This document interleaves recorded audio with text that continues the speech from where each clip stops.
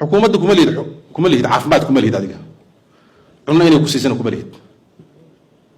xataa waxbarasho kuma lihid xukuumadda way sadaqaysataa way bixinaya alaalay dad oo buug soo bandhigay oo mutacalimiin ah oo doodaas la socon kara marka raalli ha laga ahaado aniga maanan doodaas ma ahayn dood mutakhasisiin ay ahayd waxaan la rabaa doodaha mutakhasisiinta ah inay doodaha mutakhasisiinta ay joogaan waxaa iigu daray markii uu wadaad adeerkay soo wacay oo uu yiri maandhow ma waalatay maxaa waxa aad tiri maxay ahaayeen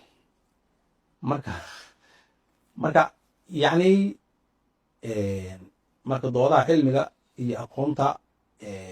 waxay u baahan yihiin madallo gaara iyo maqaam gaara iyo maqaal gooniya ay leeyihiin intii ay gaartay oo si qaldan lagu gaarsiiyey